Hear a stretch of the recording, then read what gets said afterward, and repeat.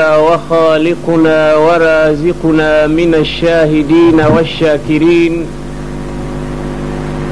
والحمد لله رب العالمين.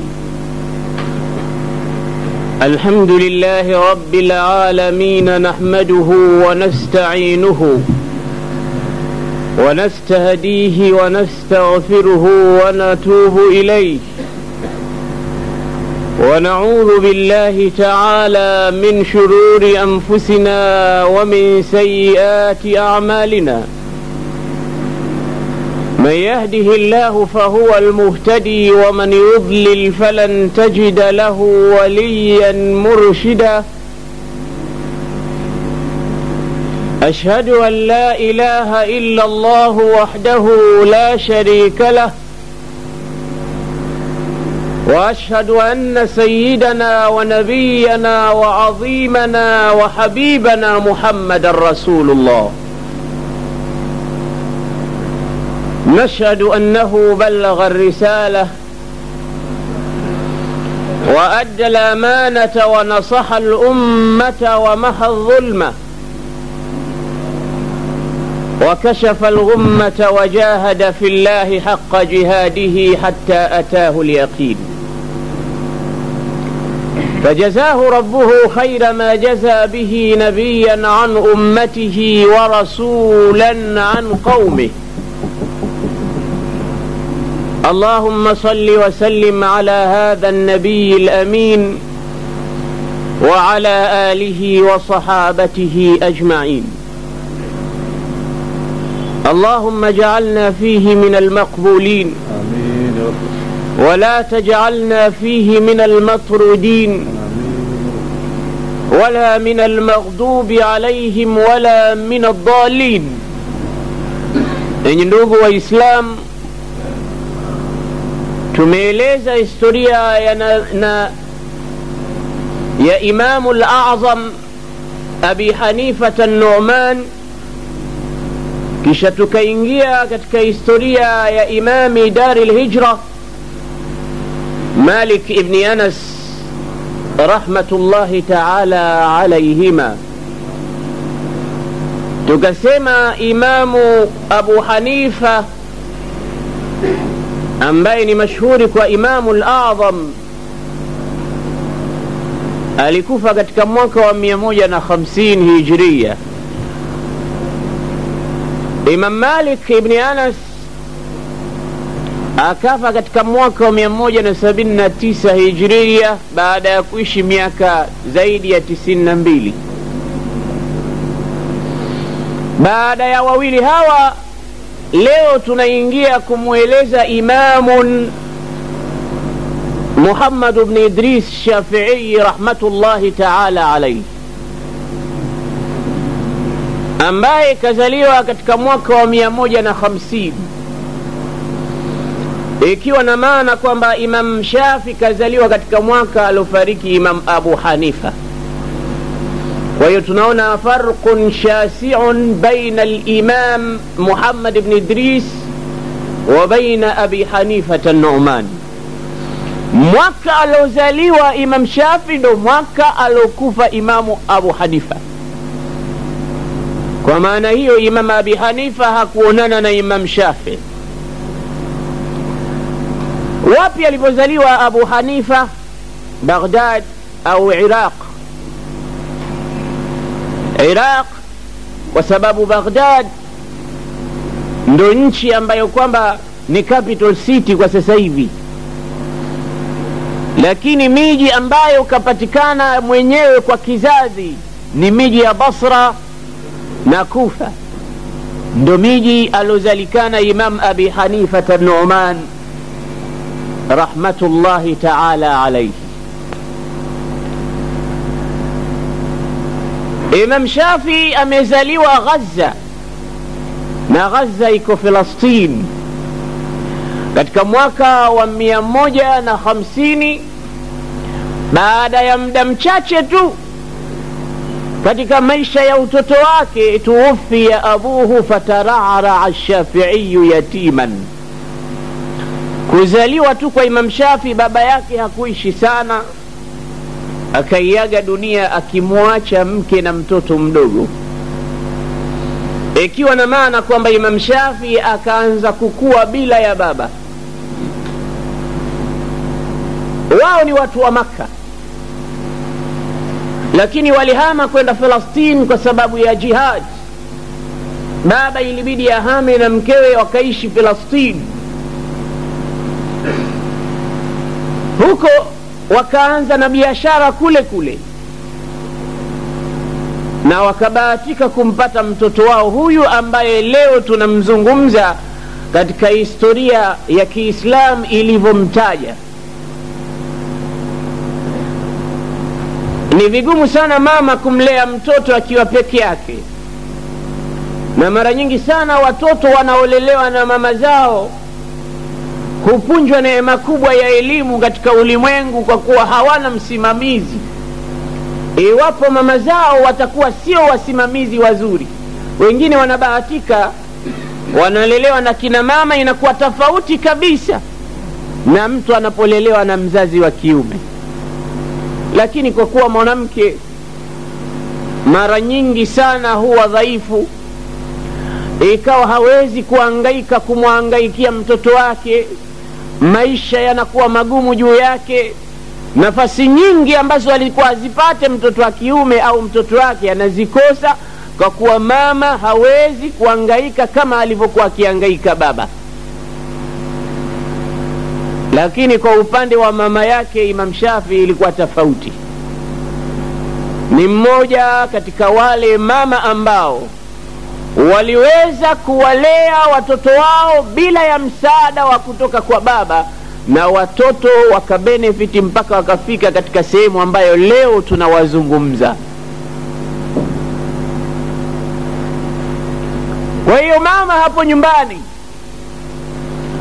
usikate tamaa kwamba maadamu baba yao kafa na watoto hawa ndo washakufa. Maadamu baba yao hayupo, nani tena atakayewashughulikia elimu yao, maisha yao? Ndo maisha yashakufa. Kuondoka kwa baba haimaanishi kuondoka kwa maisha, na kufa kwa baba haimaanishi kufa kwa maisha ya mtoto. Simama kidete wewe mama, tafuta kila njia za kumlea mwanao, tafuta ushujaa, mlee mwanao katika fadhailul Islam, na Mwenyezi Mungu ndo msaidizi na mlezi mkubwa, atakusaidia. Usikate tamaa kwa kuwa huna mume. Kwa kuwa huna mume huwezi kumlea mtoto. Mlee mtoto wako. Mama yake Imam Shafi alikuwa mmoja katika watu ambao wamewalea watoto mpaka wakafikisha katika kilele cha kutambulikana ulimwengu mzima. Na pengine Imam Shafi alirithi baadhi ya vitu kutoka kwa mama yake, kwani mama huyu naye alikuwa si mchache vile vile katika hukumu za Mwenyezi Mungu na Uislamu na dini yake. Siku moja aliitwa na kadhi kwenda kutoa ushahidi. Kadhi anajua kwamba iwapo hawatokuwa wanaume wawili wenye kutoa ushahidi, Qur'ani inasema farajulun wa imra'atani, aje mwanamume mmoja pamoja na wanawake wawili. Akaitwa mwanamume mmoja na wakaitwa wanawake wawili. Mmoja kati ya wawili hawa alikuwepo ni mama yake Imam Shafi. Alipotoa ushahidi wake mwanamume, kadhi akamwambia mmoja katika wale wanawake, ibtaidi, ondoka kidogo nisikie ushahidi wa huyu, wasaad'uki lahiqan, na nitakuita baada ya ushahidi wa huyu na wewe uje utoe ushahidi wako. Wasije wakawa wanafuatana katika ushahidi, asije mmoja akawa na mwenzake akasema hivi na yeye akasema vile vile. Kwa hiyo mama yake Imam Shafi alipoambiwa aondoke akasema siondoki. Laisa laka hadha, una haki ya kumuondoa mmoja kati yetu. Mwenyezi Mungu anasema an tadilla ihdahuma fatudhakkira ihdahuma al-ukhra.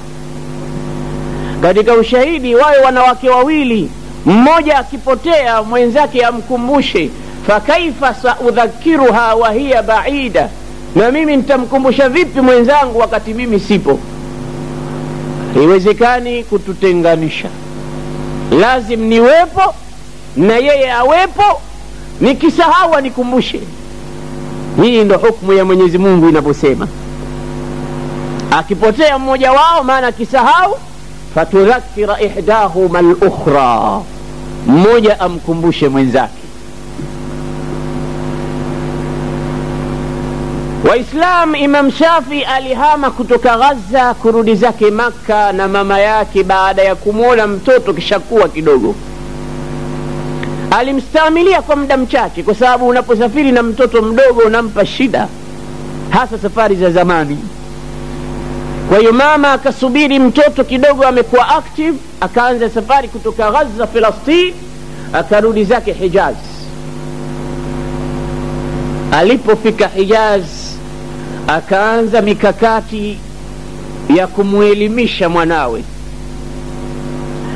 na kitu cha kwanza alichotaka kumpa elimu akasema, sautika miftah al-ulum, mwanangu nitakupa ufunguo wa elimu. Ufunguo wa elimu ni kitu gani? Al-lughatu al-arabiyya. Ufunguo wa elimu zetu ni lugha ya Kiarabu, na hii ndo mwanzo alitaka kumpa mama, kumpa mwanawe. Sasa ampeleke katika madrasa gani? Akampeleka katika madaris za pale mtaani na mjini. Wanasema wanachuoni mwalimu wake alikuwa Sufyan ibn Uyayna, ambaye alianza kusoma kidogo kutoka kwa huyu Imam Shafi, na hapo akaanza kuonekana dhakira yake inapochukua elimu haraka haraka.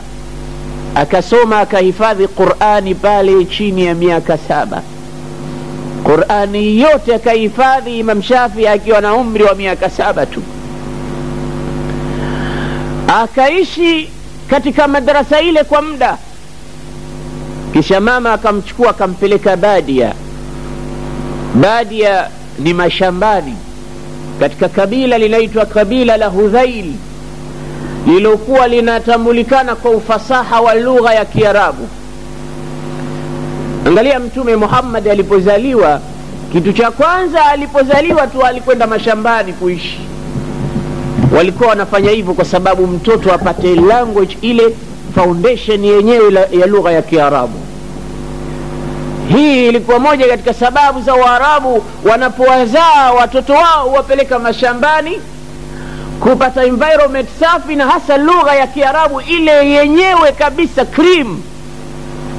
Shafi akapelekwa katika miji ya Hudhail, akaanza kusoma lugha ya Kiarabu.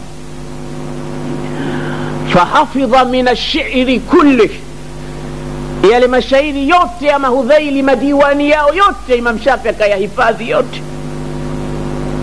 Anasema wa adraktu kitab al-Muwatta, nikakikuta kitabu cha Imam Malik cha Muwatta huko. Wa hafidhtuhu kullahu, chote nikakihifadhi kitabu cha Imam Malik cha Muwatta. Kahifadhi diwan, kahifadhi Qur'an, kahifadhi shairi zote za Hudhail, kitabu cha Muwatta chote. Anasema wa ana duna 10 sanawat, niko katika miaka 10 tu nikahifadhi vitu hivi vyote. Hapa kuna waqfa basita.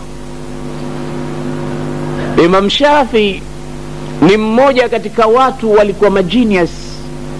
Wanasema kana lahu min alhifdhi ma yujibu an-nas, watu walikuwa kimshangaa kwa hifadhi yake anapohifadhi vitu.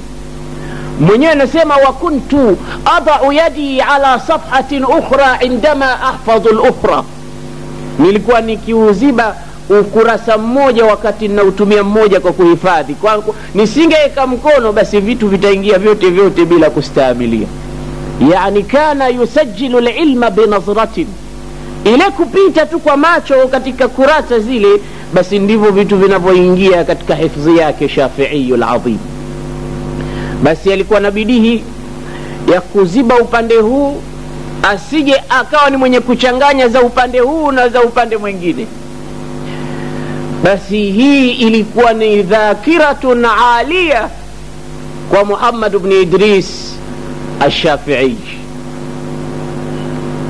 Imam alipohifadhi kitabu cha Muwatta na shairi za Hudhail na lugha ya Kiarabu, wanasema fatakharraja min hadhihi alqabilati wa huwa afsahu nnas, alitoka kule akiwa hakuna mwenye kumfikia katika ufasaha. Ufasaha wake unasifiwa na Imamu Ahmad ibn Hanbal, anasema inna ash-Shafi'iyya faylasufun fi arba'ati umur, hakika Shafi ni filosofi, ni filosof. Kuna martaba alia filosof. Filosof unaweza kukuta mtu ni dokta katika filosofi, kiwango kikubwa sana katika viwango vya elimu. Basi Ahmad ibn Hanbal anasema Shafi'i filasufun fi arba'ati umur, mambo manne kabobea Imam Shafi. Filasufun fi alfasahati walbalagha, ni filosof katika ufasaha wa lugha, yani katika lugha ya Kiarabu. Wa filasufun fi ikhtilafi nnas, ni filosofi katika ikhtilafu za watu. Wa filasufun fi lmaani, na alikuwa filosofi katika tafsiri. Wa filasufun fi lfiqhi, na ni filosofi katika fiqhi, ilmu sharia.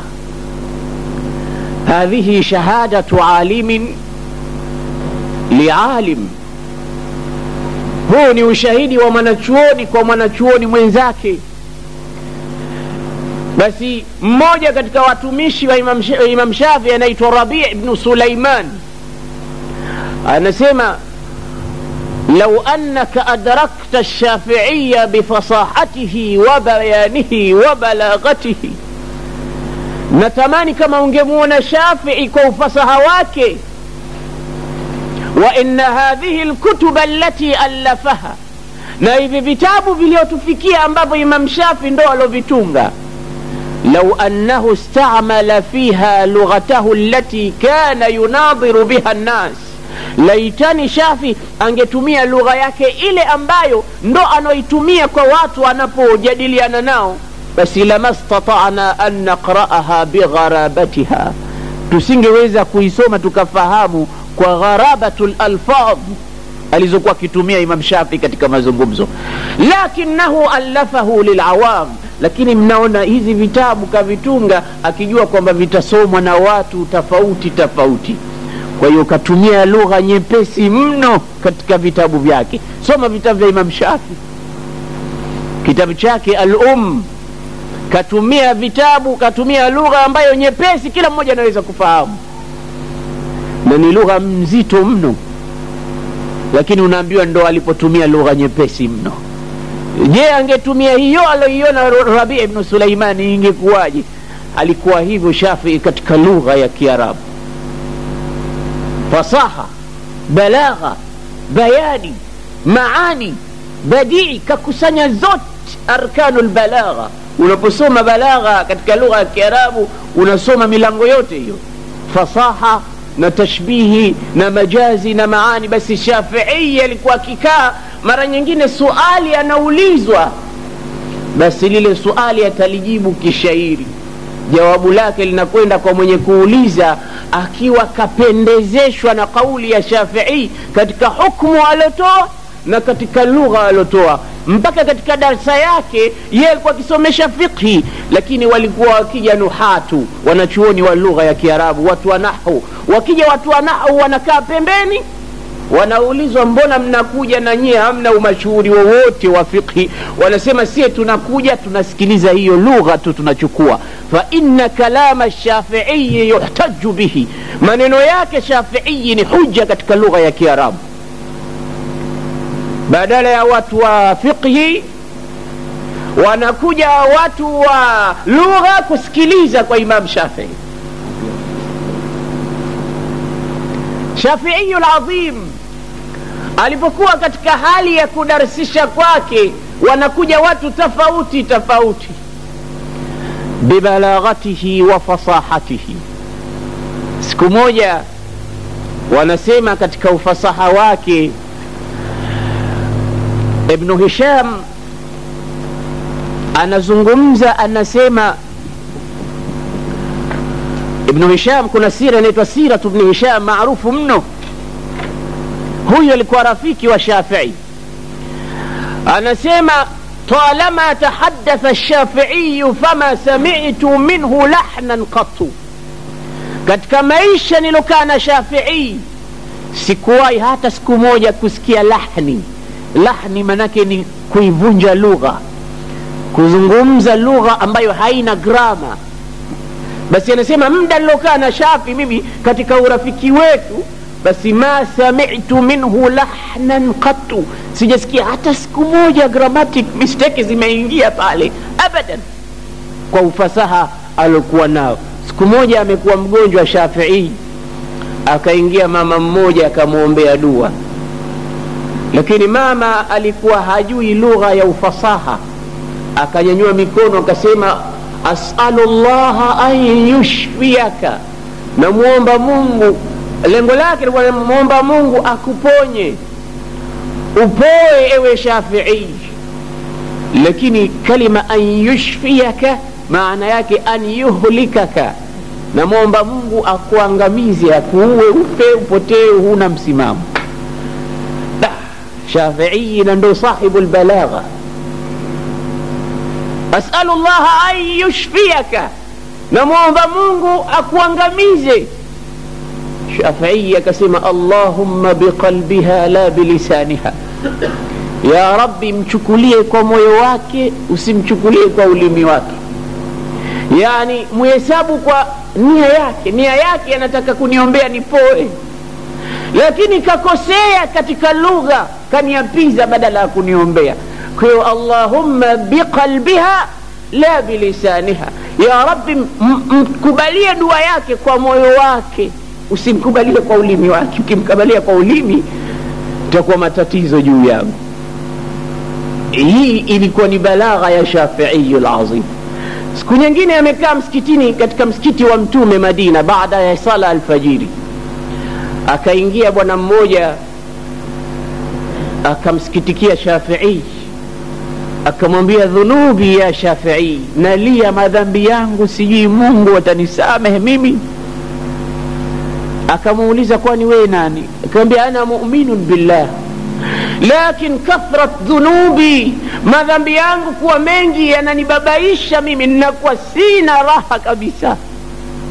Basi Shafi'i akamjibu akamwambia in kunta taghdu fil dhunubi jalidan wa takhafu fil mi'adi yawman wa'ida falaqad ataka min almuhaymin afwuhu وقد أتاح عليك من النعم مزيدا لا تيأسن من لطف الله في الحشا في بطن أمك نطفة ووليدا لو أراد ربك أن تصلى جهنم خالدا لما كان ألهم قلبك التوحيدا.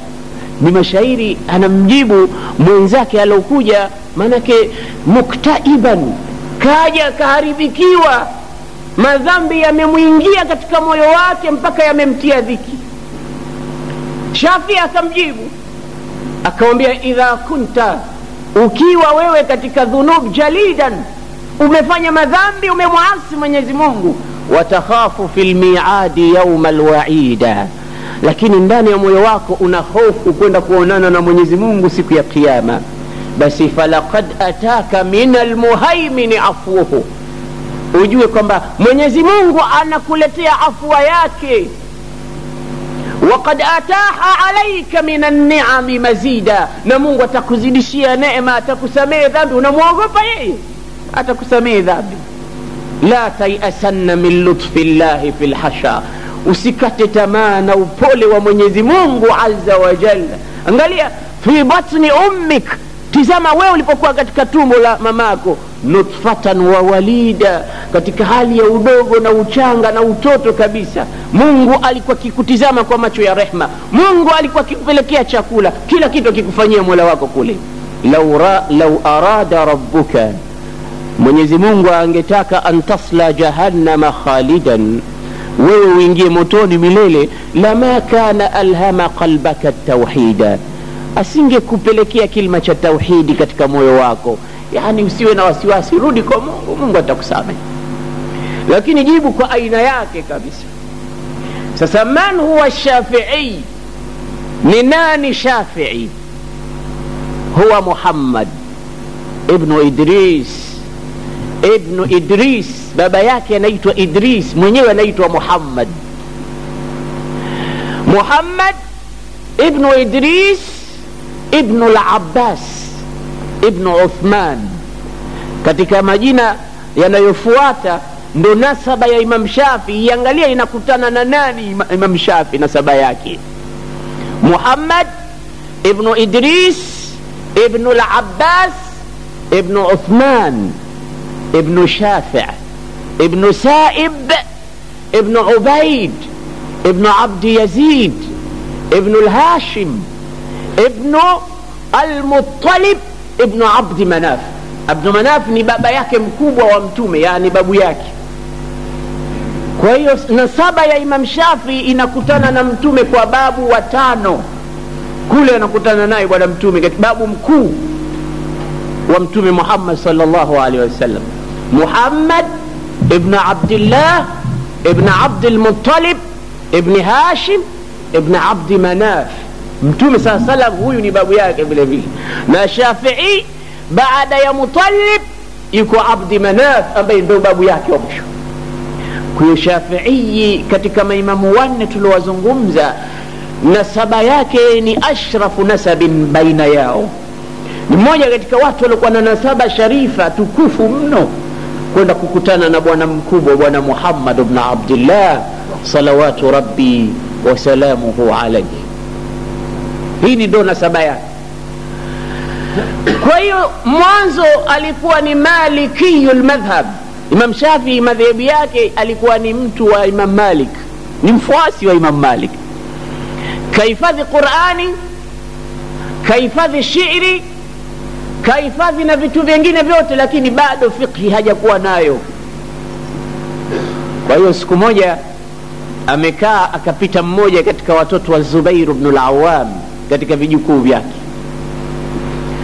akamwambia, ya Imam, ya Shafi'i, ya'azzu alayya alla yakuna ma'a hadhihi al-fasahati fiqh. Mie nahisi vibaya mno ufasaha wote uliokuwa nao huu usiwe na fiqhi ndani yake, tafuta fiqhi. Hapa Imam Shafi akaanza kugeuka, akamuuliza, ila man aqsudu, nimtafute mwalimu gani anisomeshe fiqhi? Akamwambia, alaika bi Malik ibn Anas. Yupo mwanachuoni anaitwa Malik ibn Anas, huyo amejaa fiqhi, kaitafute ilmu ya fiqhi. Kwa hiyo Shafii akaenda kwa wali wa Makka, gavana wa Makka, akamwambia, mie nahitaji kwenda kusoma, kwa hiyo niandikie barua nende Madina kwa wali wa Madina anipeleke kwa imami Dar al-Hijra nianze kutafuta elimu. Zikaandikwa barua mbili, barua moja kwa wali wa Madina, barua ya pili kwa Malik ibn Anas, kwamba msomesheni kijana huyu ana hamu ya kusoma na hivi na hivi. Shafi'i akaondoka Hijaz, akaondoka Makka, akaenda zake Madina. Akifika kwa gavana wa Madina, akampa barua kutoka kwa gavana wa Makka. Akaisoma barua kwamba mpeleke kijana huyu kwa Imam Malik ibn Anas, na hii barua ya pili ni barua ya Imam Malik. Akaondoka na Shafi'i mpaka nyumbani kwa Imamu Malik. Walipofika njiani, walipofika mlangoni, Imam Malik akapa habari na mfanyikazi wake kwamba inna bilbab wali almadina, gavana wa Madina yuko mlangoni, kaja anakuuliza. Basi Imam Malik akamwambia, salhu madha yurid, muulize anataka kitu gani. idha kana ata yuridu alhadith fahuwa ya'lamu yawm alhadith. Kama kaja kusoma anaijua siku ya kusoma, sio leo. Muulize kaja kafata nini. Wali wa Madina alikuwa kishamtahadharisha Imam Shafi, naambia mimi naogopa kwenda kwa Imam Malik, na hasa leo sio siku ya kusoma, naogopa kwenda kwake. Ilikuwa kuna mahadha, hofu ya kwenda kule, lakini kwa kuwa wewe umetumwa na wali mwenzangu nitakupeleka. Basi akayakuta yale yale, akaambia idha kunta ataita lilhadith falaysa alyawma yawmuhu fansarif. Kama umekuja kusoma leo sio siku yake, nenda zako. Akaambia la, nimekuja nimemleta ghulamun yuridu an yataallam. Wakaingia ndani wakakaribishwa, kaisoma barua. Alipoiona vile barua akakasirika Imam Malik, akamrembea barua yake kadhi wali wa Madina, akamwambia ilmu rasulillahi yukhadhu bilwasta, ilmu ya mtume mnaichukua kwa wasta. Hii ni ilmu ya kuchukuliwa kwa wasta, kwamba huyu basi msomeshe huyu. Hiyo si ilmu ya wasta. Yani anaona kama hawajaiheshimu ilmu ya mtume kwamba ichukuliwe kwa wasta. Ilmu ya mtume haichukuliwi kwa wasta. Shafi'i tadaraka almawqif, akasimama yeye akamuomba radhi, akamzungumzia maneno, bali ule ufasaha alikuwa nao. Malik ibn Anas akamuuliza mara mbili, man anta, wewe nani wewe? Akamwambia ana Muhammad ibn Idris. Basi kuanzia hapo akamwambia tayari nitakusomesha. Akaanza kusoma kwa Imamu Malik. Hii ilikuwa katika muntasif 20. Imam Shafi kazaliwa mwaka wa 150, kafa mwaka wa 204. Angalia miaka yake, miaka 54 aloishi. Angalia ilmu yake ilivyokuwa, miaka 54. Leo bado mtu ni kijana kwa kweli, ule utu uzima bado. Mtume sasa anasema amaru ummati ma baina 60 wa 70. Huu utu uzima kautaja, umri wa umma wangu unataraddad baina ya 60 na 70. Ndivyo atakavyoishi ummati Muhammad. Mtume, hii hadithi ya Mtume sallallahu alaihi wasallam. Sasa leo wewe ukiwa una miaka 70, ujue kwamba ile maximum Mtume aliyoitaja tayari imeshaisha, na kama una miaka 60 vile vile imekwisha. Sasa hivi fanya kazi kwa ajili extra, kwa ajili ya kesho. Kama umefika miaka 52, imebaki 8 tu katika hiyo. Je, kama una miaka 58, imebaki 2 tu. Kwa hiyo kila ikizidi miaka unazidi kuchungulia katika rehema za Mungu au shari zake kama mtu muovu. Kwa Shafi'i akakutana na Imam Malik katika umri wa miaka 20 huko. Mwaka wa 179 ndipo alipokufa Imam Malik ibn Anas. Kwa hiyo Shafi'i na Malik walikutana akiwa na umri kati ya miaka 20 huko mpaka 29. Kwa hiyo Imam Malik kafa Imam Shafi'i akiwa na umri wa miaka 29. Ukipiga hesabu zao katika mwaka wa 150 mpaka 204, utakuta ni miaka michache mno aloishi ndani yake Shafi'iyul Jalil rahmatullahi ta'ala alayhi. Sasa tuangalie ilmu yake ilivyokwenda Shafi'i, na kabla ya kuizungumza ilmu yake ni vigumu mno kutuzungumza ufasaha wake. Esikilize kauli yake mwenyewe. Alikuwa anajisifu Imam Shafi, anasema sharibtu zamzam li 3 umurin. Mimi nilipokwenda Makka nilikunywa maji ya Zamzam kwa sababu ya mambo 3. Lirami, kwa sababu ya kuachilia mikuki. Alikuwa akipenda kuachilia mikuki, manake ile kurembea mikuki. Watu wengine wanapenda ile, ndo manake hobi yake mtu. Kila mmoja anapenda vitu aina tofauti. Wengine wanapenda kusaka, wengine wanapenda kuvua, wengine wavuvi. Yani sio kwamba anavua kwamba yeye maskini akauze samaki, anapenda tu ile kumkamata samaki amone vile anavyoteseka, anavyokuja, yeye ndo anavyopenda. Sasa Shafi'i alikuwa anapenda ile kuachilia mikuki. Sasa anasema nilimwomba Mungu niwe na shabaha kali, asema fakuntu armi 10 fi 10 wa 9 fi 10. Shabaha yangu ilikuwa nikikishuhudia kitu basi nakiondoa tu kwa mkuki. Liannani sharibtu zamzama liajli, nilipokunywa maji ya Zamzam muomba Mungu anijalie na shabaha kali kama hiyo. Ilikuwa sharp shooter. Anasema wasaaltu Allah, sharibtu zamzama lililm, nilikunywa maji ya Zamzam kwa sababu ya elimu. Waha ana kama taraun, anasema namnaniona nilivyo sasa. Washaribtu zamzama liljanna, na nilisharibu nilikunywa maji ya Zamzam kwa ajili ya kupata pepo kesho siku ya kiyama. Mtume anasema zamzamu lima shuriba la, haya maji ya Zamzam kwa lile lengo mtu atakalokunywa kwa ajili yake. Unapokwenda Maka ukanwa maji ya Zamzam, muombe Mungu pale, ya Rabbi nakunywa maji haya kwa sababu fulani fulani fulani, basi insha Allah dua inakuwa makbuli kwa baraka ya maji ya Zamzam. Sio unapiga tu huseni chochote, huombi kitu katikati yake. Basi Shafi'i anajisifu katika ufasaha aliokuwa nao, anasema utitu ya waqitu alqaridi wa dirruhu wa alayya iklilu alkalami wa tajuhu. Mungu amenipa yakuti za maneno na lulu zake, yani maneno yangu ninapozungumza watu yaona kama ni lulu.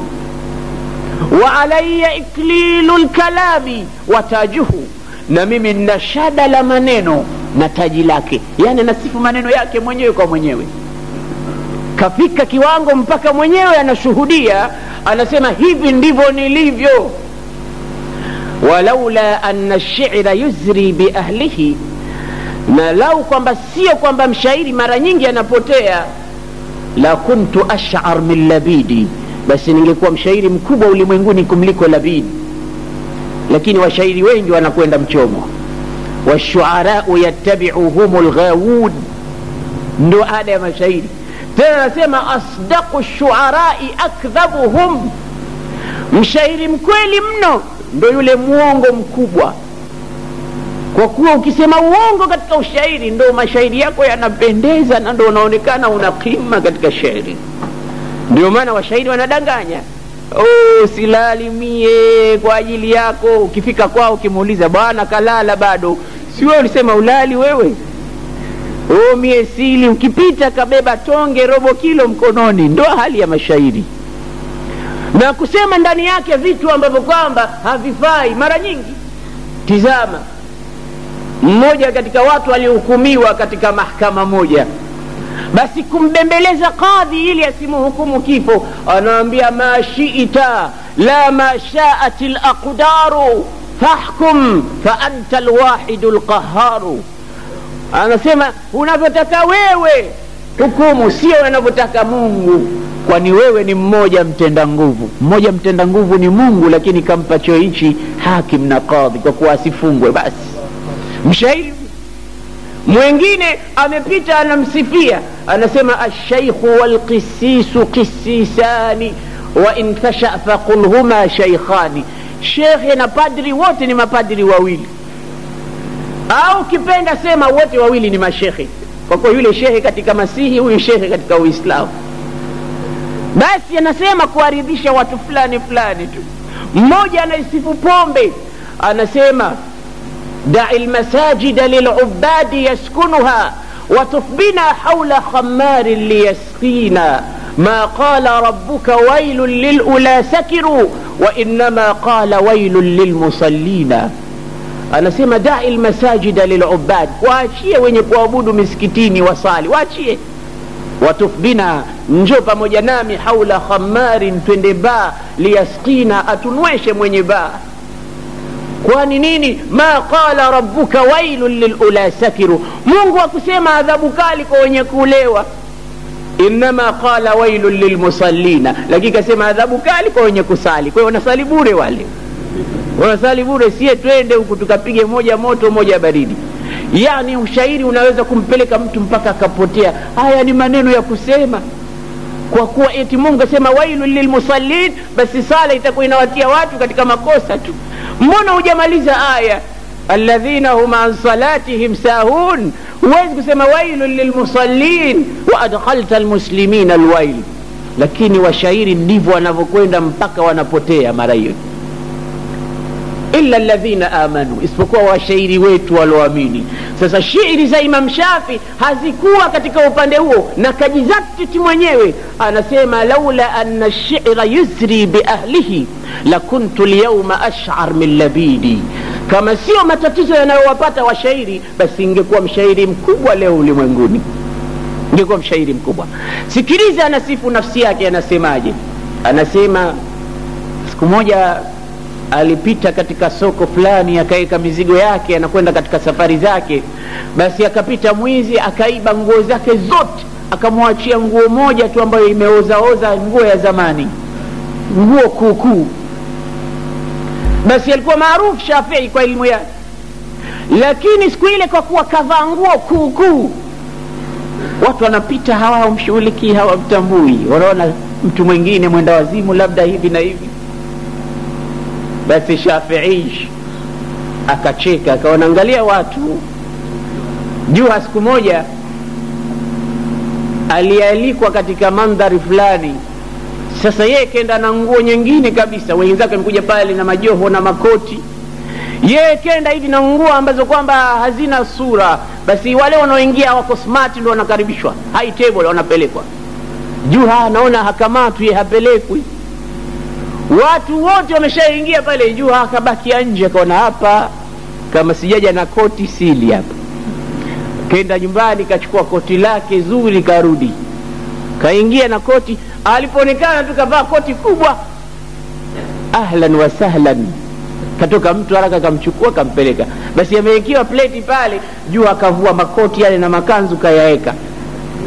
Watu wanakula, ule mwandazi anapita pale, anaona Juha kasimama bikakaa tu anakiangalia chakula. Mbona huli?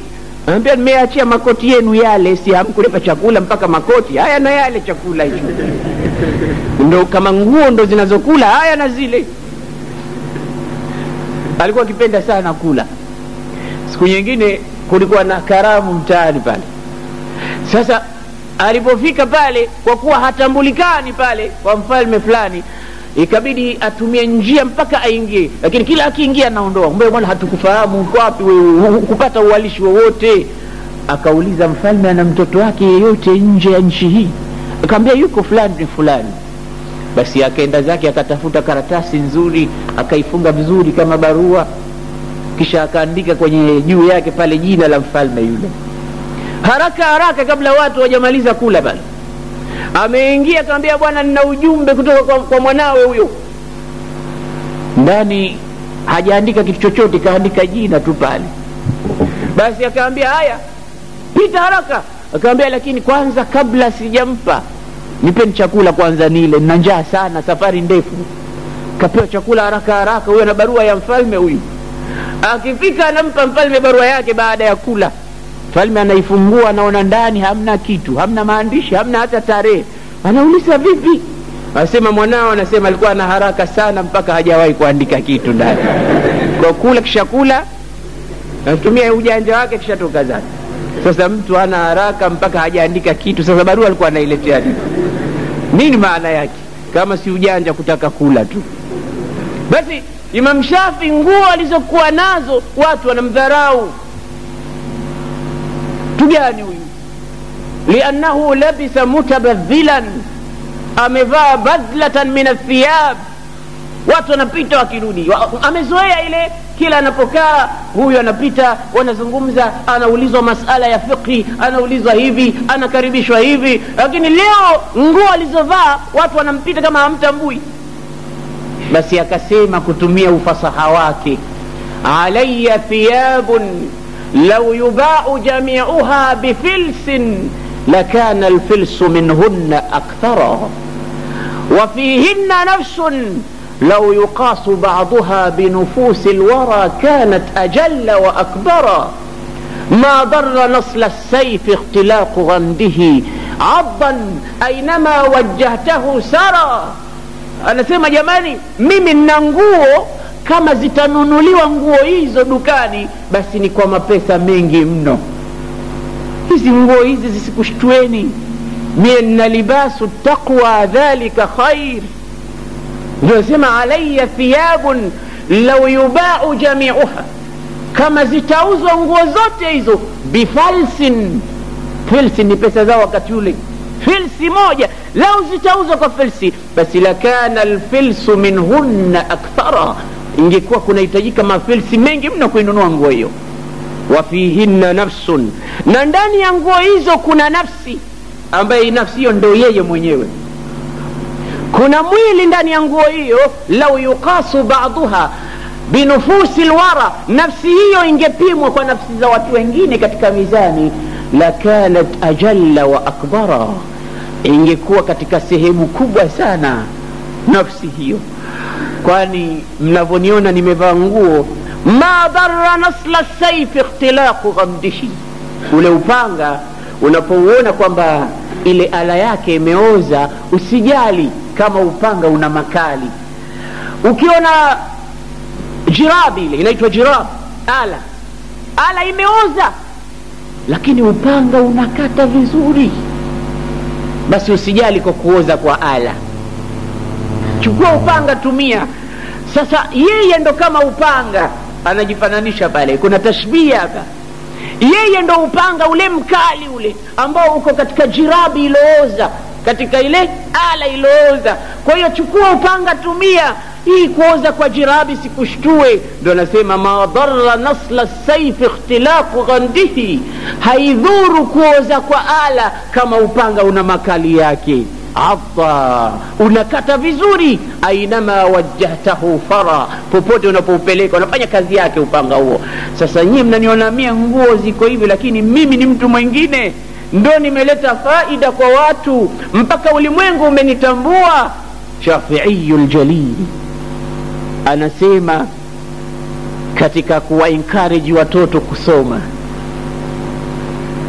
tusipite hivi hivi kabla ya kusema maneno madogo aliyosema Shafi'i, tusiingie moja kwa moja katika historia kabla ya kuyasema maneno haya ya hikma aliyosema Imam Ash-Shafi'i.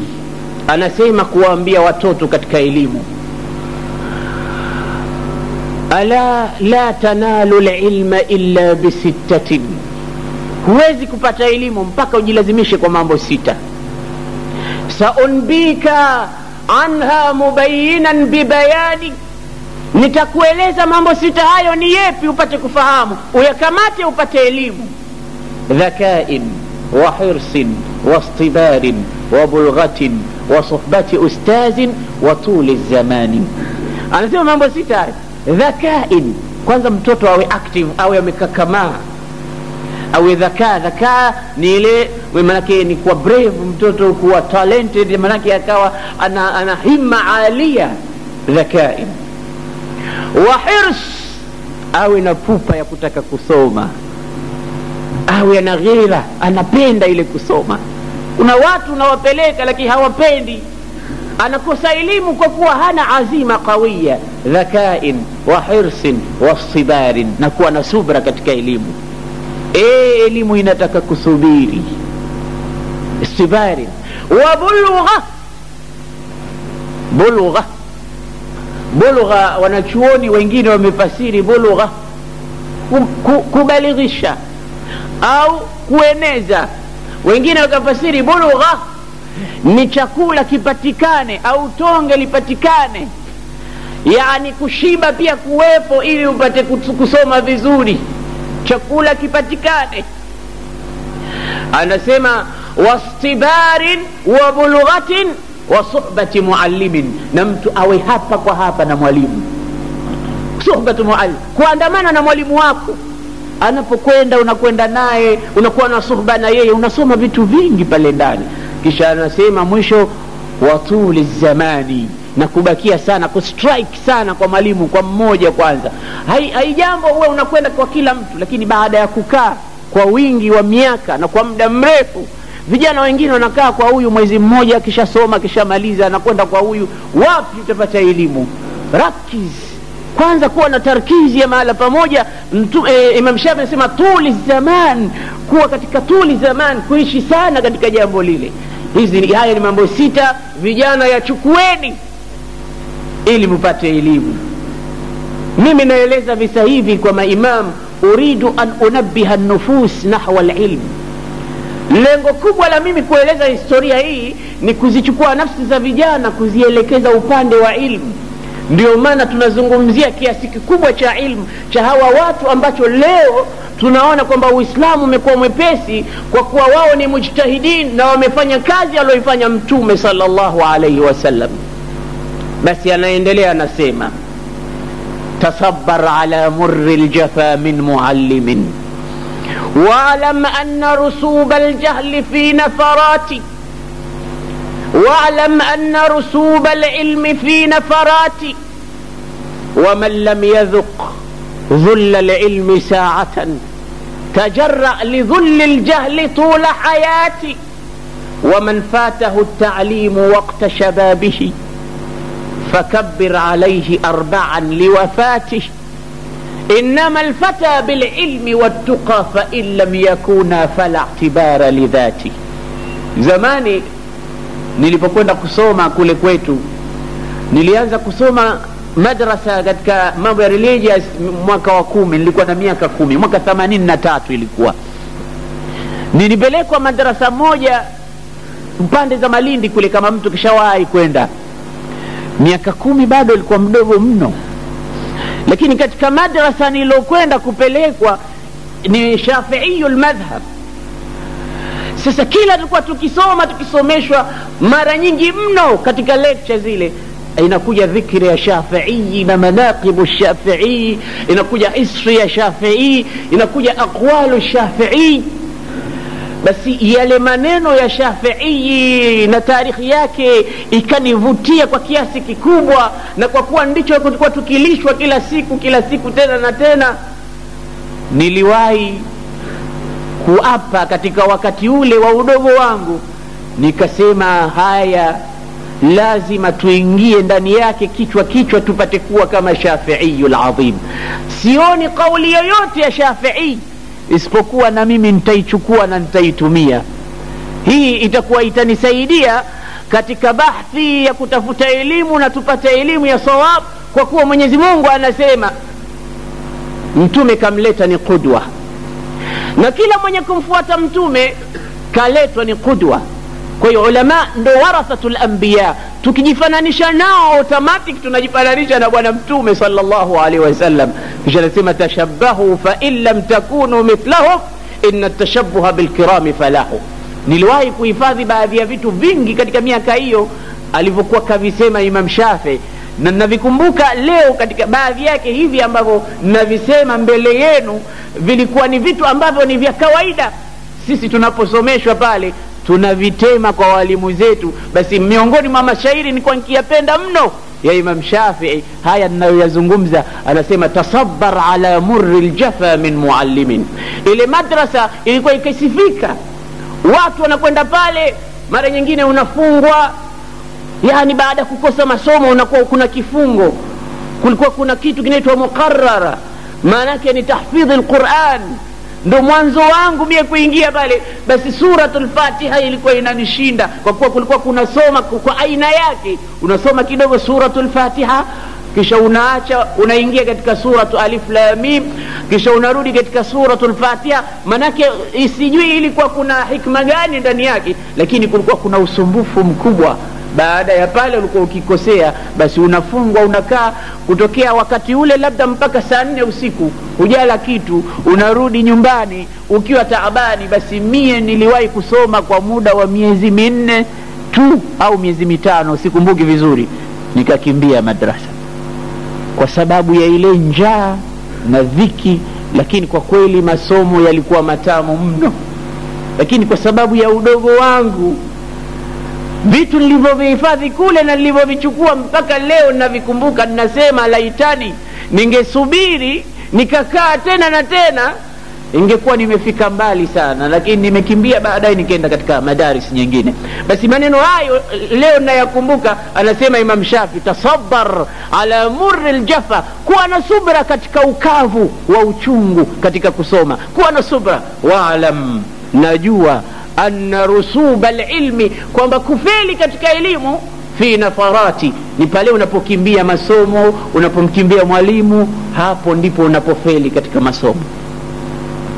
waman lam yadhuq dhulla alilmi sa'atan, na mtu ambaye hataki kuonja shida ya elimu kwa saa moja tu, basi tajarra li dhulli aljahli tula hayati, ataonja upumbavu miaka yote ya maisha yake. Kakataa kuonja dhulli ya elimu mara moja tu, kana kwamba alikuwa ananiambia mimi maneno yake kwa kukimbia pale. Kuwa na subra, onja dhulli ya ilmu sa'atan, kwa saa moja tu, na ukikataa hivyo basi utaonja ujinga tula hayati, miaka yote. Kisha anasema waman fatahu at-ta'limu waqta shababihi, sikilizeni vijana, mwenye kukosa elimu wakati wa udogo wake, fakabbir alayhi 4 liwafatihi, mpigie takbira 4 kwa kuwa kesha kufa huyo, kakosa elimu wakati wa ujana.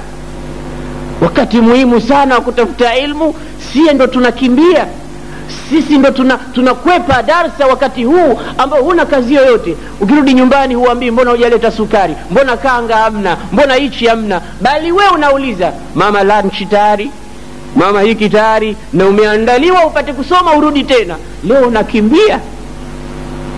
Basi man fatahu at-ta'limu waqta shababihi, mwenye kukosa ilmu wakati wa udogo wake, fakabbir alayhi 4 liwafatihi, mpigie takbira 4, kisha kufa huyo. Anamaliza anasema innamal fata bil ilmi wattuqa, kijana mambo mawili tu, elimu na ucha Mungu. Fa illam yakuna, kama viwili hivi havipo, fala i'tibara li dhatihi, wujuduhu ka'adami, kuwa kwake kama kutokuwepo basi. Endelea Imam Shafi tukusikilize. Anasema naendelea, sikiliza. Ra'aytu li'ilma sahibuhu karimun walau waladathu aba'un li'amu walaysa yazalu yarfa'uhu ila an yu'azzima amrahu alqawmu alkiramu fayakunu wara'ahu fi kulli waqtin kara'i ad-da'ni tatba'uhu as-siwamu فلولا العلم ما سعدت رجال ولا عرف الحلال ولا الحرام. الله أكبر. anasema Shafi'i, raaitu alilma sahibuhu karimun, nimeiona hii elimu mwenye kusoma yoyote anakuwa mtu mwingine. Elimu yoyote, iwe secular education iwe religious education, anasema sahibuhu karimun walau waladathu aba'un li'amu, japo atazaliwa na baba na mama walikuwa hata zero hawezi kuandika, japo baba zake watakuwa watu wengine kabisa, lakini maadamu yeye ilmu, sahibuhu karimun walaysa yazalu yarfa'uhu, na elimu kila kukicha itakuwa inamnyanyua tu, ila an yu'azzima amrahu alqawmu alkiramu, mpaka watu watukufu kabisa wataliona kubwa jambo lile kwa kijana yule alokuwa kasoma akawa nawekwa katika makanun rafi. Kisha anasema kara'i dhani, itakuwa watu wanakwenda nyuma yake kama vile mlinzi na mchungaji wa mbuzi na kondoo, tatba'uhu siwamu, anavyofuatwa na wanyama. Kisha anazungumza mwisho anasema elimu, falaula alilmu, kama si elimu jamani, ma sa'idat rijalu, hakuna mtu angekuwa na life kama hiyo alokuwa nayo baada ya kupata elimu. Wala urifa alhalal wala alharamu, wala isingejulikana halali ni ipi wala haramu ni ipi. Maneno mazito mno. Laula alilmu ma sa'idat rijalu, watu wasingekuwa wazuri, wasingekuwa wema kidini, kiroho, kidunia kama si elimu. Wala urifa alhalalu wala alharamu, wala tusingejua la kweli wala la uongo, zuri na baya, halali haramu. Ilmu ndio ilikuja kabainisha haya. Kisha anawaambia wale vijana wenye tabia ya kugombana na wenzao, ambao ilmu zao ni za mjadala tu, anataka kusoma kwa ajili ya kwenda kujadiliana na watu fulani, anaambia jadiliana nao, lakini kuwe na sharti. Idha kunta, ikiwa wewe dha ilmin wa fadlin, una elimu na fadla, mimma ikhtalafa alawailu walawakhiru, kwa mambo ambayo watu wamekhtalifiana wa mwanzo na wa mwisho, fanadir, basi shindana na watu, jadiliana na watu, bisukunin, lakini kwa upole babangu, kwa wema, kwa upole. Anasema jadil fanadhir bisukunin haliman la taliju wala tukabir, tena kuwa mpole, usiwe na kibri wala usimtukane mtu. La taliju wala tukabir. Anasema yufidu kama stafada bihi, ukitumia njia hiyo utapata faida kwa yule unayejadiliana naye. Anaweza kusema vitu usivyovijua wewe, kwa hiyo yufidu kama stafada bihi, utapata faida aloipata yeye bila mtinani, tena utaipata kwa njia nyingine moja nzuri kabisa. tufidu kama stafada bihi bila mtinanin min an-nukati an-nawadir min an-nukati al-karimati wan-nawadir, utapata lulu kutoka kwake kwa kuwa umejadiliana naye kwa njia yake kabisa.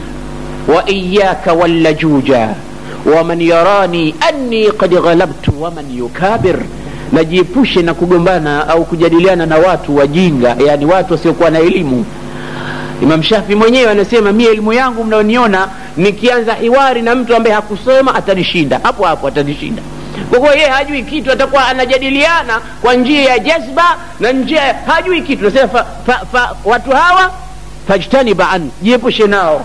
Nasema wa iyyaka wallajuja wa man yarani anni qad ghalabtu wa man yukabir, jiepushe na watu aina hiyo.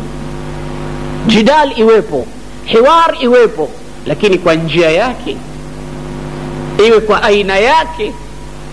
Amezungumza haya ni maneno katika elimu, kazungumza maneno mengine safi mno katika undugu na urafiki. Alikuwa na rafiki yake mkubwa, siku hiyo kawa mgonjwa rafiki yake. Imam Shafi kaenda kumzuru, anasema marida alhabibu fa'udtuhu famaridtu min hadhari alayhi wa ata alhabibu yauduni fabari'tu min nadhari ilayhi.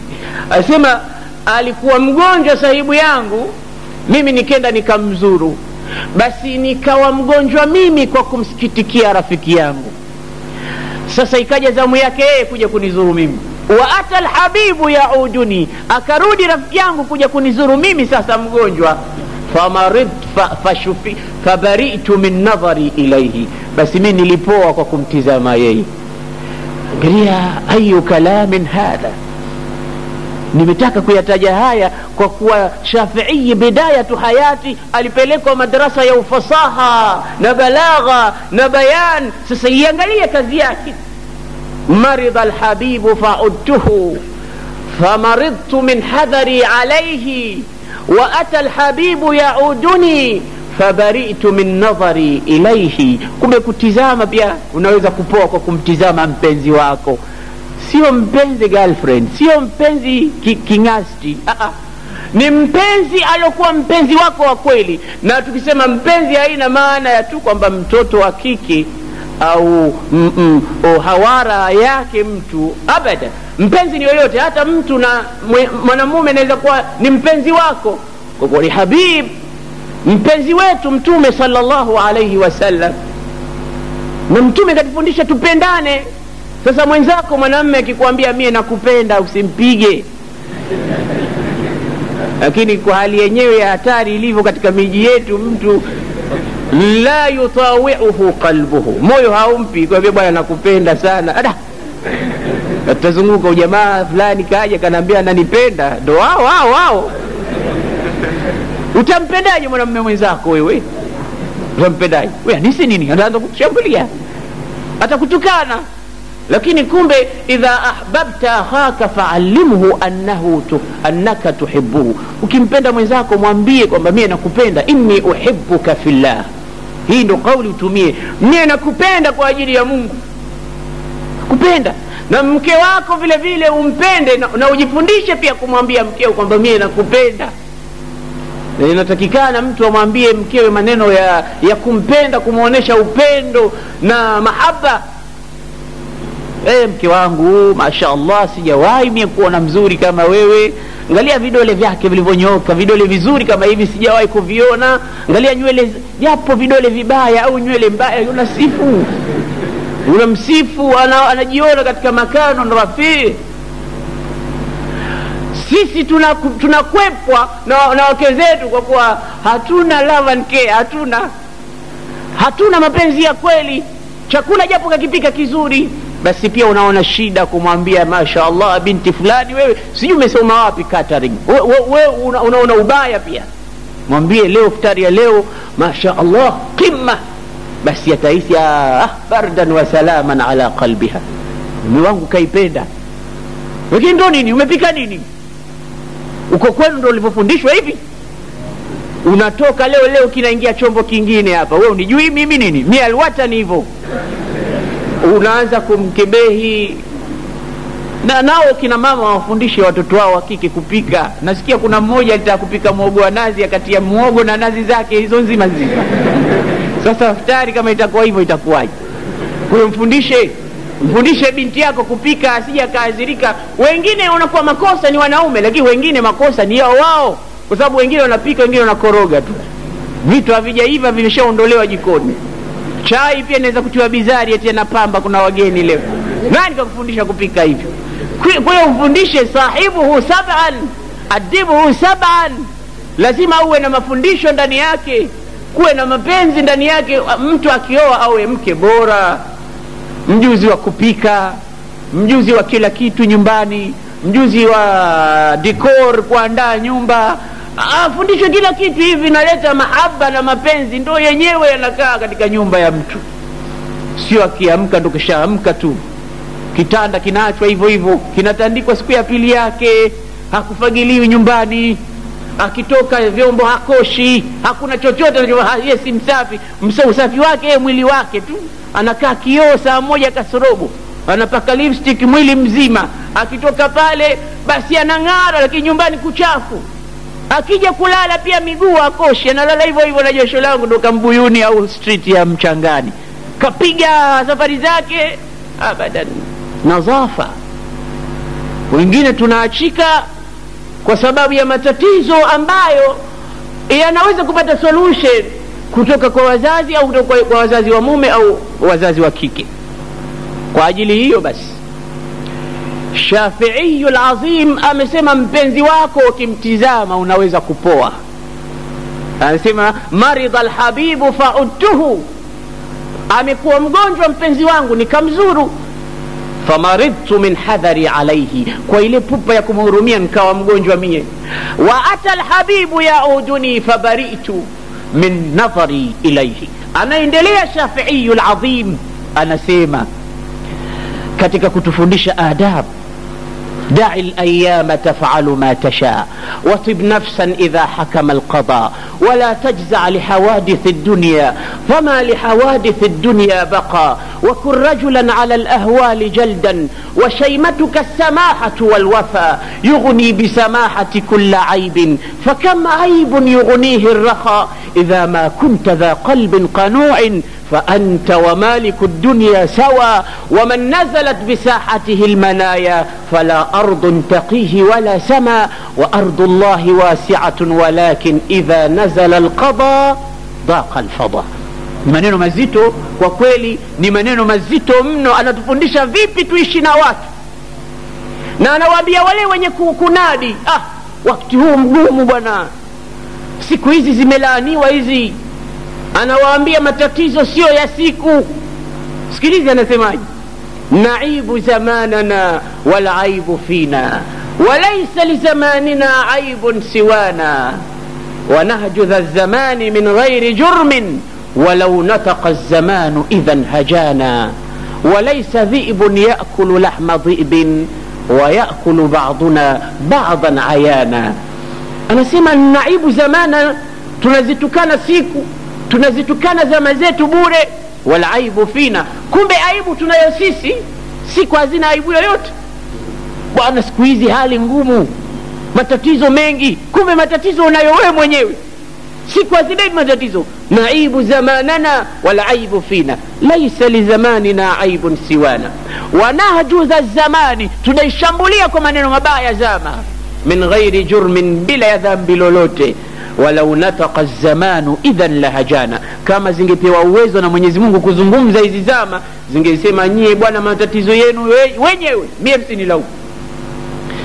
walaysa dhibun yakulu lahma dhib. Huwezi kumuona mbwa mwitu anakula nyama ya mbwa mwitu mwenzake, lakini sisi yakulu ba'duna ba'dan ayana, tunalana sisi kwa sisi, tena wazi wazi. Maneno mazito anayasema Shafi'i, sisi kwa sisi wazi wazi tunalana. Tena anasema kwa usadiki mkubwa, anasema idha almar'u la yalqaka illa takallufan fada'ahu ولا تكثر عليه التأسفا ففي الناس إبدال وفي الترك راحة وفي القلب صبر للحبيب ولو جفا لا كنت من تهواه يهواك قلبه ولا كل من قد صافيته لك قد صفا إذا لم يكن صفو الوداد طبيعة فلا خير في الحب يذيع التكلفا. Anasema ukiona mtu kila unavomkaribia yeye anakupigia mkono, hataki umkaribie, akwambia fada'ahu, basi achana naye. Unajitahidi, unampenda, unamuelekea, yeye akikuona anakukimbia. idha almar'u la yalqaka illa takallufan fada'ahu, mwache, fada'ahu wala tukthir alayhi ta'assufa. Madamu hakutaki basi usikithirishe asaf. fa fi nnasi ibdalun, wapo wengi wa kubadilisha watu, wapo wengi wanaopenda watu. ففي الناس إبدال وفي الترك راحة, na ukiachana na yule shida zote zitaondoka, utapata raha. وفي القلب صبر للحبيب ولو جفا, na ndani ya moyo kuna subra, lakini kwa aliye mpenzi, japo atafanya ya kuudhi, lakini kwa kuwa mpenzi, umemuoa mke wako kakuudhi, naam, lakini subiri. Mtume SAW anasema ukiudhika na haya kwa mke wako, kuna mengine mazuri zaidi unaridhika nayo, basi yakumbuke yale unayoridhika nayo, yaache yale uloghadhibika nayo. Angalia yale ya kukuridhi, angalia yale mengine yote yape mgongo. Tabia ya mwanadamu hayuko kamil. salamun ala dunya, salamun ala dunya idha lam yakun biha safiyun sadiqun yasduqu alwa'da munsifa. Alikuwa hivi ndivyo anavyosema Imam Shafi anapokaa na awamu minan nas. Ndio maana watu wakienda, hata kama sio fuqaha, wanakwenda tu katika jalsa, wanasikiliza maneno mazuri na hikma za Imam Shafi. Anamaliza Imam Shafi katika zuhudi, anasema inna lillahi ibadan futana talaqu ad-dunya wa khafu al-fitana nadharu fiha falamma alimu annaha laysat lihayyin watana ja'aluha lujjatan wattakhadhu salih al-a'mali fiha sufuna. Anasema Mwenyezi Mungu anawaja wema, wameipata laka dunia kwa kuogopa fitna, wametizama ndani yake walipoona dunia kwamba haina salama kwa mtu mwenye akili, ja'aluha lujjatan, wameifanya dunia ni kama wa mawimbi, wattakhadhu salih al-a'mali fiha sufuna, na wakachukua amali njema kama jahazi la kusafiria katika mawimbi yale. Hii ni shairi ya zuhud. Kisha anasema tena sini nafsi, ichunge nafsi yako, wahmilha ala ma yazinuha falqawlu minka jamilu. Ihifadhi nafsi na uipeleke katika mambo ambayo yanainyanyua nafsi yako, utakuta kila neno linalosemwa kuhusu wewe ni zuri. wala turiyanna an-nasa illa ta'assufan wa tajammula, usiwaoneshe watu isipokuwa mambo mazuri. wa inna babika walau jafaka khalilu, japo utakuta unachokiomba hupewi, unachokitaka ukipati, lakini usimtukane ulomwambia akupe, hakukupa.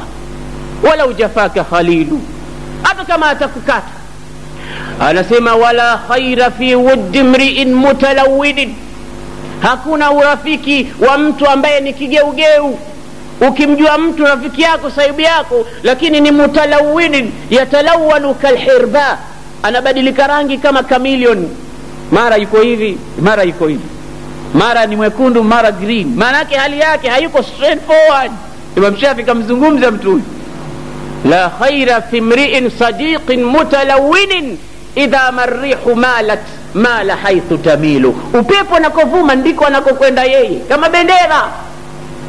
Leo umemgaia, anakusupport, anambia wendo we kiboko yao wewe. Kesho umemnyima, akwambia mnafiki huyo, hana chochote, motoni finari jahannam. Mutalawwinin la khaira, hakuna khairi kwa mtu kama huyu. indaqa alayka rizqul yawmi, kama leo kutakuwa na dhiki ya riziki, anakuambia fasbir ila ghadin, subiri mpaka kesho, la'alla nakabatu ad-dahri anka tazulu, uenda zile shida za ulimwengu zikaondoka siku ya kesho. Kisha anamaliza anasema Shafi'i al-Jalil, anamaliza anasema wama akthara al-ikhwani hina ta'udduhum, marafiki ni wengi mno unapowahesabu, yule sahibi yangu, yule sahibi yangu, mamia. Walakin fi an-naibati qalilu, lakini wakati wa shida ni wachache mno utakaowapata. Wakati wa raha ni wengi mno, lakini wakati wa shida utaona wanahesabika kwa vidole vya mkono. Wakati wa shida ndio maana anasema idha qalla mali laysa man yusahibuni wa fi jam'i al-mal kullu an-nas khillani, kam min sadiqin li ajli al-mali kam min aduwin li ajli al-mali sadaqani wa kam min sadiqin li ajli al-mali adani. Ni wangapi marafiki wamenipiga vita kwa sababu ya mali, na ni maadui wangapi wamenipenda kwa sababu ya mali vile vile. Mali na pesa, ilibidi mtu amuite mbwa marehemu kwa sababu ya dirham na dinari tu. Shafi'i al-Azim anatueleza, mwisho anamaliza anasema katika tabia za maisha, idha aradta an tahya saliman min al-adha وحظك موفور وعرضك صين لسانك لا تذكر به عورة امرئ فكلك عورات وللناس ألسن وعينك إن أبدت إليك مساوئها فصنها وقل يا عين للناس أعين وعاشر بمعروف وسامح من اعتدى وفارق ولكن بالتي هي أحسن. ukitaka kuishi vizuri ulimwenguni, idha aradta an tahya saliman min al-adha, hakuna udhia wowote, wa hadhuka mawfurun, na bahati yako iko pale pale, wa irduka sayyinun, na heshima yako imefungwa, lisanuk, ni huu ulimi, la tadhkur bihi awrata mri'in, usitaje ubaya wa mtu kwa ulimi wako, fakulluka awrat, wewe mzima ni mbaya. Mtu anapotaka kukunyambua na kukutukana, anakukutukana kwa kila ulichokuwa nacho katika uso wako, kila kitu chako ni tupu. Kulluka awrat walinnasi alsunu, na watu nao wana ndimi kali. Mwingine anakuambia naweza kukutukana wewe masaa mawili sijatia neno zuri hata moja, na ninaweza kukutukana wewe maji ya Maka ya Zamzam yasikukoshe. Unaweza kutukana mahodari abqariyan katika matusi. Basi Shafi'i anakuambia huu mdomo, lisanuk la tadhkur bihi awrata mri'in fakulluka awratin walinnasi alsunu wa ainuk, na hili jicho hili, in abdat ilayka masawi'aha, likikwambia tizama tizama mchuma unapita, huo jicho linakwambia fasunha, liambie tizama wewe chini. Fasunha waqul, nasema ya ainu, wewe jicho we, linnasi a'yunu, watu wana macho nao, mimi kutizama nao wananitizama. Linnasi a'yunu, watu wana macho. Waashir bima'rufin, kana watu kwa wema. Wasamih man i'tada, na msamehe mwenye kukuudhi. Wafariq, na ikibidi farikiana naye. Walakin billati hiya ahsanu, lakini kwa njia murwa kabisa na njema. Kisha anageuka na waambia wazinifu, ifu ta'iffa nisaukum fil mahrami watajannabu bima la yaliqu bimuslimi inna az-zina daynun fa in aqradtahu kana al-wafa min ahli baytika fa'lami ya hatikan urama ar-rijali wa qati'an subul al-mawaddati ishta ghayra mukarrami law kunta hurran min sulalati tahirin ما كنت هتاكا لحرمة مسلمي من يزني يزن به ولو بجداره يا هذا إن كنت لبيبا فاعلمي من يزني في بيت أخيه بألفي درهم في بيته يزنى بدون درهم. أنا سمع عفو jiandaeni kuepuka mabaya wanaume.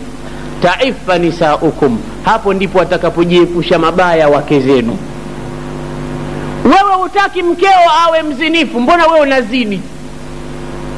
Wewe hutaki mkeo awe changudoa, mbona wewe hawara wa kiume? Sasa kwa nini hutaki wewe awe hivi, wewe unakuwa hivi? Basi ifu, jizuie wewe. Taifa nisaukum, watajizuia wake zenu fil mahrami, katika matatizo ya dhambi watajizuia. Lakini sisi leo tunapendelea, ukimwona mkeo tu kapewa salamu tu na mtu unaghadhibika. Lakini wewe huna heshima na wake za watu, huna heshima na wanawake wengine wote, huna heshima na mtoto yoyote wa kike yuko mbele yako, uchagui wewe.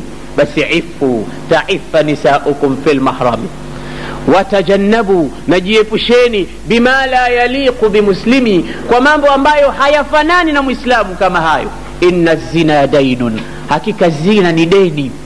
In aqrabtahu, unapokopesha deni lile, kana alwafaa min ahli baitika fa'alami, kulipwa kwake litalipwa nyumbani kwako, jua hilo.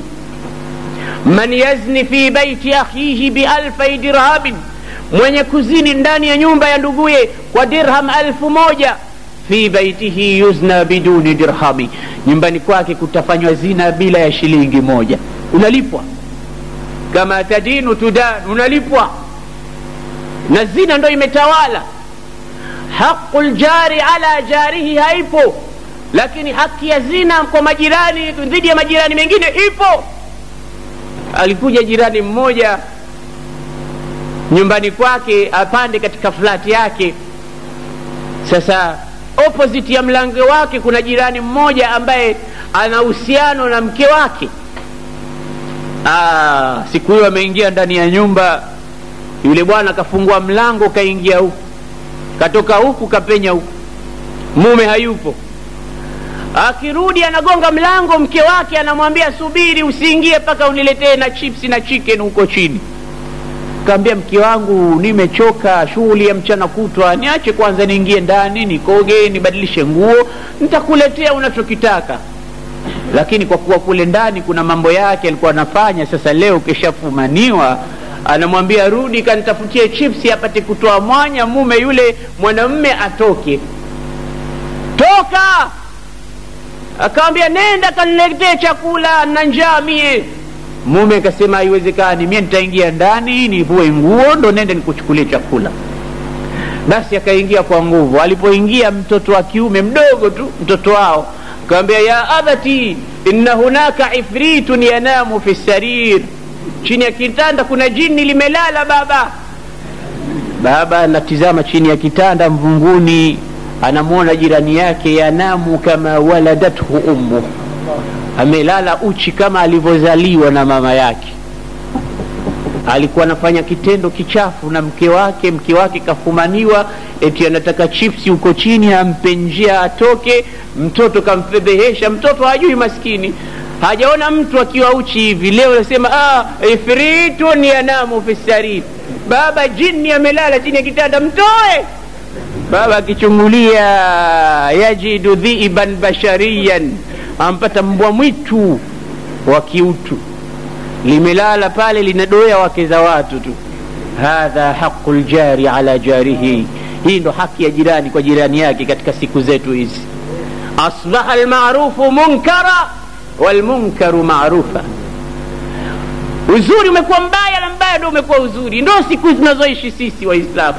Shafi'i aljalil anasema man yazni fi baitihi bi 1000 dirhamin fi baitihi yuzna biduni dirhami. Waislam, ilikuwa tusimame tu kidogo katika waqafat na balagha na fasaha ya Imam Shafi'i, na insha Allah taala kesho tutaendelea. Sasa tuingie katika qalbu almawdu, tumjue nani Muhammad ibn Idris alayhi sahaibu rahmatillah. aqulu qawli hadha astaghfirullah li wa lakum fastaghfiruhu yaghfir lakum. taqabbal Allah minni wa minkum as-siyama wal qiyam. wassalamu alaykum wa rahmatullahi wa barakatuh.